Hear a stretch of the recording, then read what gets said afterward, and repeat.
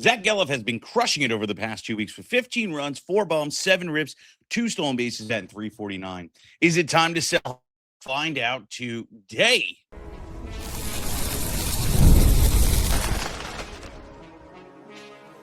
You are Locked On Fantasy Baseball, your daily fantasy baseball podcast. Part of the Locked On Podcast Network, your team every day.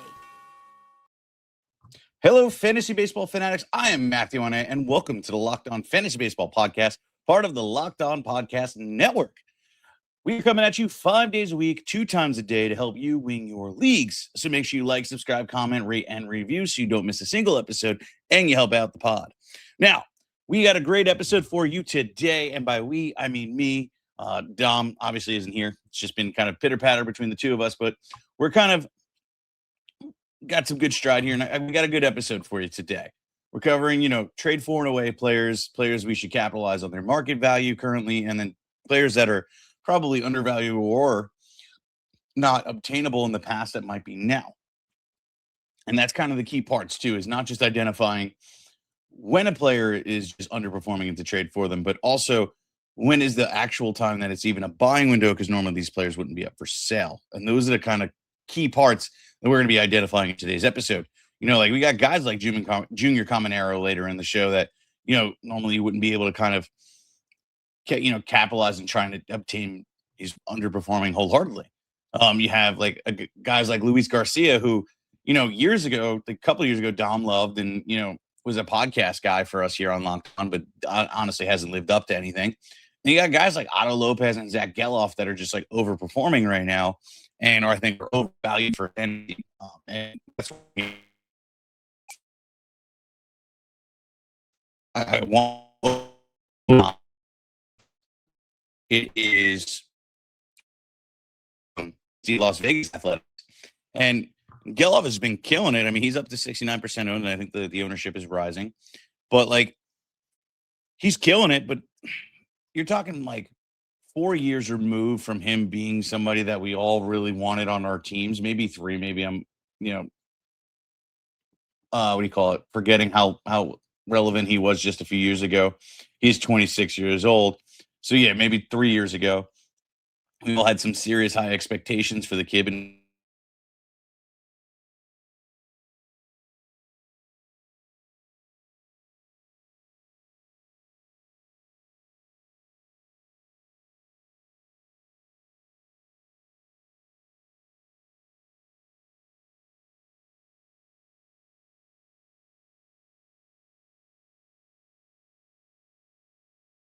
7.1%.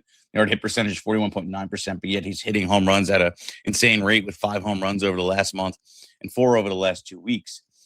That kind of power pace is just not sustainable.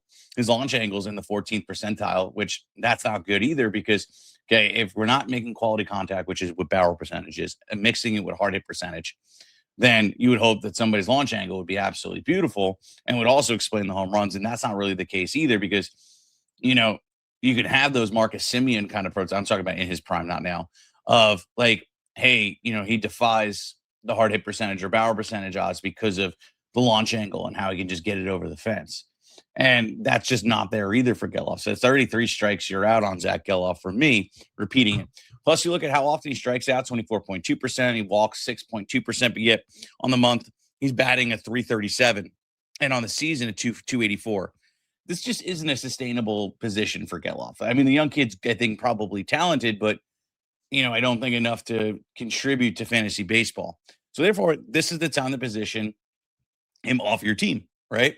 And, this is where we're going to hedge our bets, essentially, when it comes to Gelof. We're going to try and unload him. And I think right now the way it's going is, in Dynasty Leagues, he holds a little bit more value, being that he's 26 years old, had kind of like a name. So, you can ultimately leverage that a little bit more valuable. In redraft leagues, it's really just identifying who doesn't have a second, third, or outfield, and seeing or if they want a Swiss Army knife.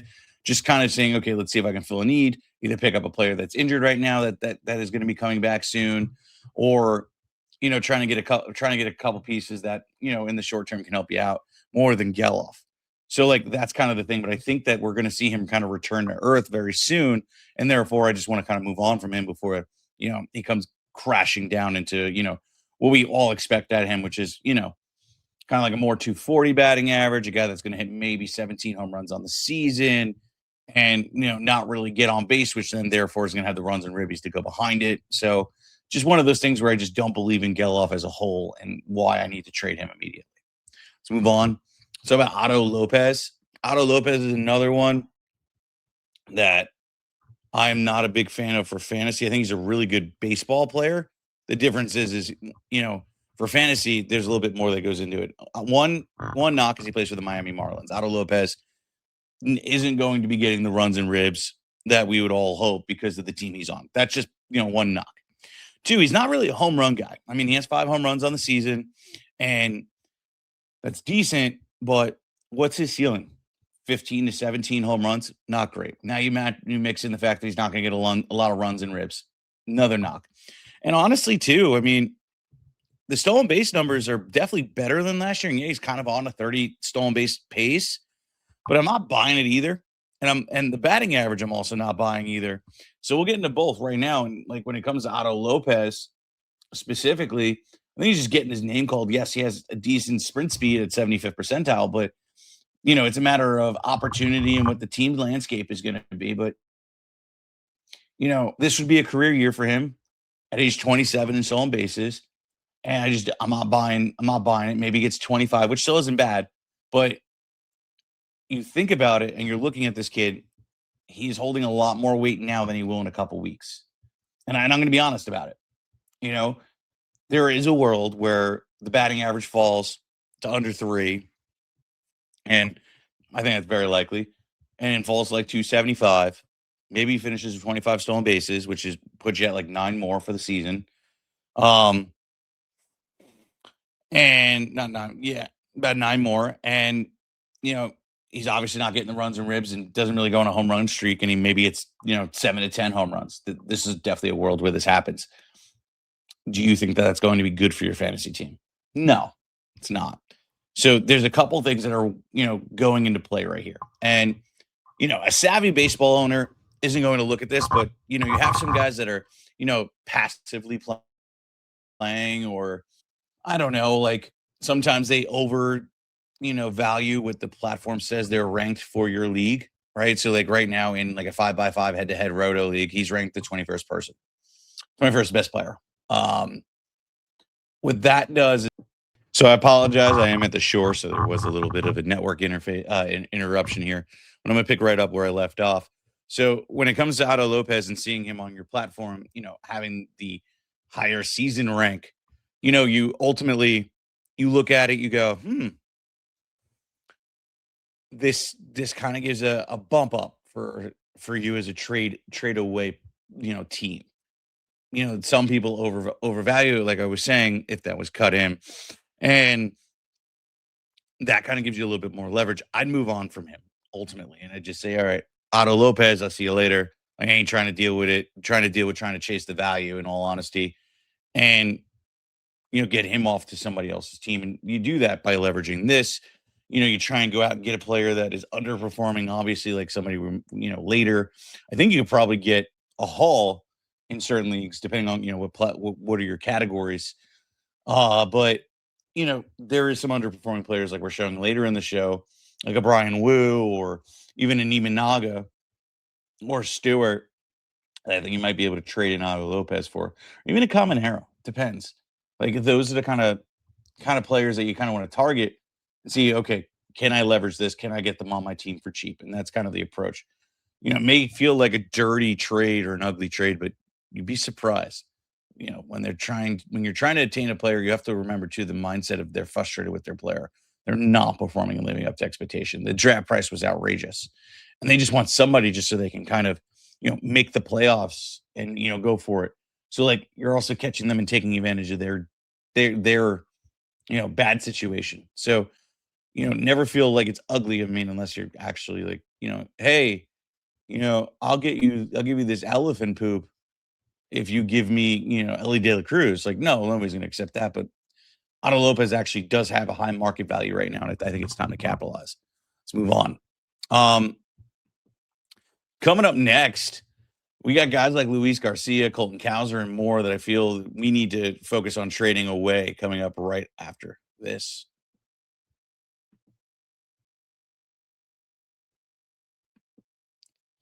Hiring isn't just about finding someone willing to take the job. It's about finding the right person with the right background who can actually help your business move forward.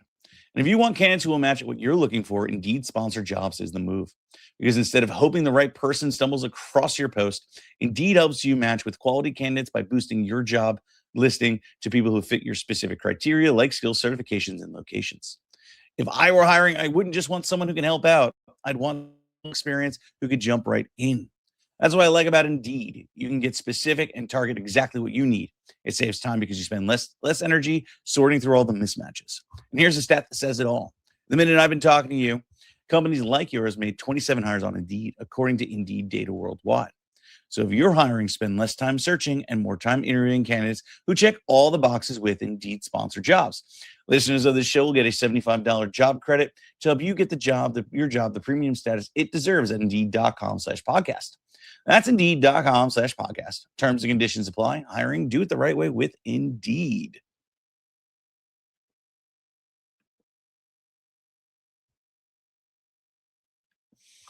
Okay, we're getting back into it. Luis Garcia of the Washington Nationals. And he's a guy that, I really don't believe in. But we're going to go into this because this is the perfect time to kind of dump a guy like this that's been performing of late and, has a little bit of curb appeal too. So over the last 2 weeks, 7 runs, 4 bombs, 9 ribs, batting .250. Not bad. Counting stats are great. But Garcia on the season has 11 home runs, batting .259. 31 and 47 ribs and 31 runs. Like, okay, mediocre at best. Kind of like almost the same pace, a little bit more power behind it. But like nothing special and anything sticks out about him, but he's actually performing. And I'm not saying he's like the focal point of the trade, but he is a needle mover because he's a depth piece. He has second and first eligibility. He has a little bit of a Swiss Army knife. Sometimes it's not always about, the best pieces to put together and, getting this amazing trade. And I feel like sometimes fantasy owners focus in on that. It's also about finding players that kind of just like needle movers, right? Like, okay, you got a guy on your bench that you picked up off waiver wire and,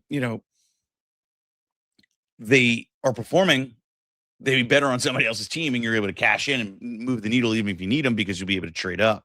And that's kind of the key part when it comes to Garcia. Like, he may not be mind-blowing away, but it's been really good. I mean, last month he's at 8 home runs. So, like, people are going to think, oh, maybe he's heating up. Maybe it's time to get in there. This isn't a bad move. So you put him in there and just like, that's what gets the trade done. Meanwhile, you got him for free on the waivers and he's not going to do much in the near future. So who cares, right? So like you look at what Garcia's doing under the hood and barrel percentage at 8.5, not bad. It's right about average. Hard hit percentage, 46.1%. Launch angle is 21st percentile. So like, how do I read this? Like, what are my expectations for power? It's decent, right? What we see over the last month for 8 home runs, plausible, but not something sustainable. Nothing mind blowing away. You even go back a couple of years and you look at what he's done in the past, and the 26-year-old has made some strides in these categories, but ultimately doesn't do it for me for fantasy. And I think it's time we just move on. So trading him away, I think, is the right move. And just hoping that he's just enough to move the needle.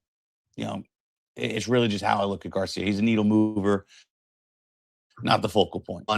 So about Colton Cowser of those Baltimore Orioles. Cowser's another one. A name that I actually liked coming in when he was a prospect. Cowser just,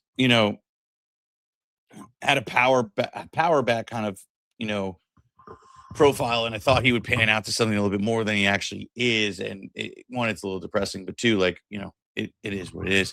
The 26-year-old hasn't really shown any life in these categories. Like, barrel percentage is elite at 12.1%, but hard hit percentage is so in the toilet, it's not even funny. 31.9% on the season, and a launch angle in the 12th percentile. It's not enough to say that this kid is going to, do what he's been doing over the last month, where he's hit 7 home runs over the past 30 days, along with 16 runs and 18 ribs, batting .275. There's nothing under the hood that says this is sustainable, and therefore you should want to keep him on your team. Instead, he's a guy that's overperforming outright. Yes, he's only 11%. This is more of a deep league trade. But, like, He's a guy you could totally throw in and people be like, ooh, look what he's doing over the last month. Ooh, I remember Colton Cowser. He had some upside, and that's kind of the part too. So getting him off your team and just throwing him into trade one frees up a bench spot two. It's better to give him away and get something in return that you can actually use for the rest of the season versus, riding this out and then letting him hit waivers and dropping him then and not getting anything in return other than maybe another week of like decent production. And this last week is meh. 3 runs, a bomb, 4 ribs, and batting 300. Like super meh. It's mid. So like for me, it's let's get something out of it versus nothing. So for me, Colton Cowser, see you later. Trade him away. Don't even think about it. Don't even blink, in all honesty. And I'm sure that's kind of like the sentiment as I'm saying, and it's like, come on, man, no brainer. But I mean, hey, some people, especially in those deeper leagues, it's hard to come by, and it's hard to trade players that are performing right now, just because, like, am I going to be able to get, can I afford? The other thing is, can you afford to give up this person, right?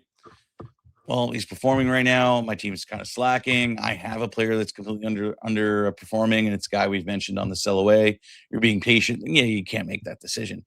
But in a lot of places, Colton Cowser is the move to just get off your team.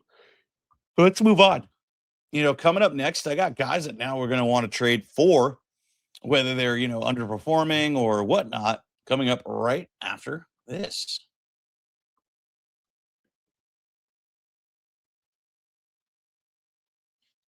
ED is way more common than most guys think. Millions of guys deal with it at some point. And that's exactly why HIMS offer a straightforward way to handle it. HIMS connects you with a licensed healthcare provider online, giving you access to legitimate ED treatments, options, and come from the comfort of your home. No awkward appointments, no pharmacy lines, just straightforward process, which makes it easier to take care of yourself. The whole process is simple. You just complete a quick online intake form and provide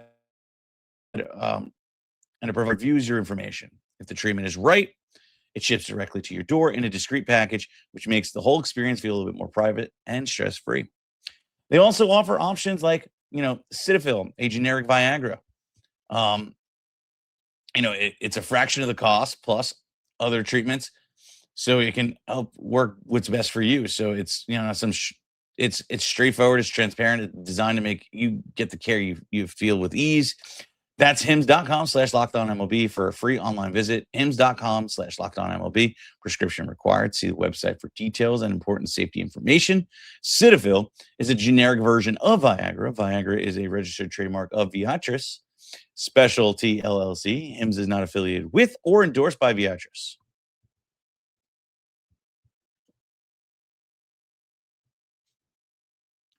Okay. Running a business shouldn't feel like you're duct taping together a bunch of systems that never meant to work together as one. One app for accounting, another for inventory, another for sales, another one for this, that, none of them speaking the same language. That's where Odoo changes everything. Odoo is an all-in-one business management platform that brings every part of your operation together in one place. Sales, accounting, inventory, marketing, everything works seamlessly. So your team can move faster, stay organized, and focus on growth instead of juggling software. The best organizations know success isn't just about talent. It's about aligning everyone, pulling the same direction. You see it in sports, you see it in business. What really stood out to me was an organization was how they get everyone rowing together and just getting on the same page. It's not one star or brilliant one coach. It's coordinated effort across the entire operation. Great organization wins because operations matter. And that's exactly why you should use Odoo. Try it for free at odoo.com/lockedon. That's odoo.com/lockedon.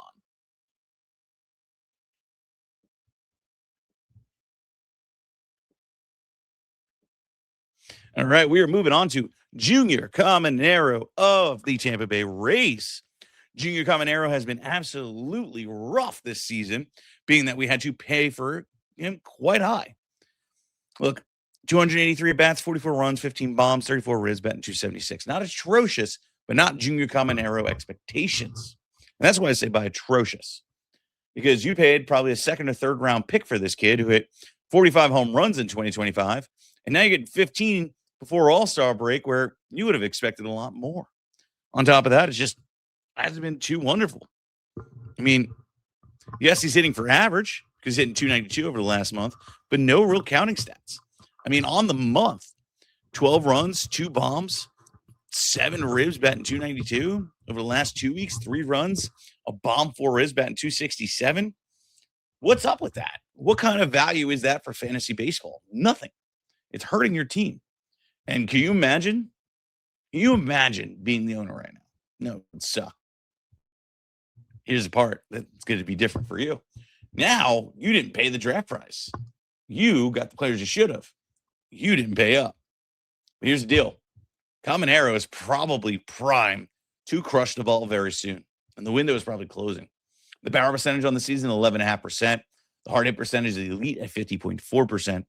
And that is just telling me that home runs are like imminent. And by the time you're listening to this, it might have started. But the 22-year-old is primed to break out, and I think it's coming. So what am I doing? I'm trying to acquire him at all costs. I'm going to just throw out offers and see if I can get something to stick because it's coming. I mean, he's doing everything right now. And the fact that we're getting some success just says it all. So I would say 100% that Junior Caminero is a guy that you do want to go and trade for. I mean, he's walking 13.1%, striking out only 17.7%. Why wouldn't you want this guy on your team? So I'm throwing an offer out there. I mean, look, you could totally throw in Otto, Lopez, and one of these guys I mentioned, Adam, and boom, here you go. You could probably get something going. Now, if they need more power, Colton Cowser is a guy you're going to throw in that trade for Caminero, just because it makes sense. He's performing in power, whereas Caminero is just completely lacking at the moment. So it's one of those. Okay, so sorry again. This has just been rough here on this shore house. We're gonna just keep going through. So don't mind the video editing as it comes through. But we're gonna get back into it. So Junior Caminero, I think, is a guy that you need to be trading for. So let's move on. So about Mr. Brian Wu. Brian Wu. Oh man, really thought this was going to be the year where we talk about Brian Wu just stepping up into eliteness, because last year it really did spell it. Sub 3 ERA, 198 strikeouts. Oh man, just sub 1 ERA with a whip, with a .993 whip. It was just stellar with 15 wins. This year, not so nice. 89 innings pitched, 6 wins, 88 strikeouts, 3.94 ERA with a 1 whip, and has been rough over the last month. A 4.80 ERA on the month. Not great. But Brian Wu is Brian Wu. Brian Wu has been so good over the last couple of years. It makes me just feel that he is going to be just fine. It just really just comes down to, what's going on. So here's the deal. Under the hood, there's not much that really screams that he should be performing as bad. Fastball has amazing movement. So does the off-speed pitches. Getting guys to chase 34.6%. That's in the 87th percentile. It's amazing. Things that are standing out to me is the ground ball percentage is only at 36.4%. The hard hit percentage is at 44.5%. And the barrel percentage is at 7.3%. But nothing to really scream at other than the ground ball percentage. And, you look at what he did last year, not far off in those categories, from last year to this year. And, the only difference is it's just not working out the same. The xERA is a 3.27, so I think there's better days to come for the 26-year-old Brian Wu. And it's time to just trade for. I think sending an offer out there is the fair expectation to do, and trying to acquire a guy that I think is going to be good for your fantasy teams. So I would 100% go out there and throw an offer out there. It's so doable. People are pissed, and this is the time to capitalize. I can tell you that right now. So people will give him away for probably 25 cents on the dollar if they can get a pitcher that's performing right now. So I really would start sending some offers out there. Now this next one, Sal Stewart of the Cincinnati Reds, this one I feel like is an easy buy. He had an amazing first month. Amazing first month. I mean, he literally just had me just so happy in my predictions. And then kind of fell off. And this is the part that I like about these prospects, is when they fall off, they become so cheap, right? Like that is the part that I think is key here. So it's coming. Let's go under the hood because it's the only thing that matters in terms of selling you on buying in on this kid. Straight up. So the barrel percentage right now on the season, even with his bad stretch of at-bats over the last couple months, is 15%. He's also matching that up with a hard hit percentage of 40.8. I like to see that a little bit better, but still not bad. The launch angle is in the 68th percentile, so still great. And he's walking 12.2% and only striking out 20%. So I think there's better days to come, right? Like, I think that we're going to see something special bounce back. And I'd rather be on the side of the obtaining side than the, oh, God, I got to face him side. And I don't think you need to give up much. I think owners, probably felt they should have sold high months ago. And now it's just time to just kind of go and just like, okay, I'm just going to get what I can. So therefore, you're just going to throw a light offer out there, and I guarantee you'll get them. I think people are frustrated. That's really just about it. So get him. I think he's going to pan out for you pretty well. Now on Yahoo, he's gained first, second, and third base eligibility. So really just making life fun for you. I'd go out there and trade for him now. Let's go on to the last guy of the show, Shoto Imanaga. Imanaga is a pitcher that I've always liked. I think he's talented, but he definitely has been overrated over the last couple of years. But still, I think is somebody I want to obtain. I think he's a good pitcher. Now, not a K per 9 kind of pitcher, but a pitcher that's going to be able to get the low ERAs, the whips, etc. He's just not having some luck right now. Fastball is like decent in terms of spin rate, but not the best. Same thing with breaking ball. Off speed pitches look great. Getting guys to chase 37.2%, creating whiffs 30.5%, doing all the right things there, and a 24% K percentage. Only walking guys 6.3% on the season. His biggest issue is he's giving a quality contact and hard to and not producing enough ground balls. So as I was saying, Shoto Imanaga is just somebody I really want to trade for. I think that you could take a little flyer, you could throw a couple cheap at him, and just like really just make a good run at it. If he doesn't pan out, you drop him. But like, it's better to try and obtain somebody I think could actually impact your team in a positive way for cheap and just really buy low on the kid. And if not, see you later. Like I said, don't pay up, but at least try and obtain them. But that's it for today. Please like, subscribe, comment, rate, review, do everything you can to share the show. So we truly love bringing it to you each and every day. Check out our boy Sully over at Locked On MLB. Puts on great coverage of the real MLB. Peace out.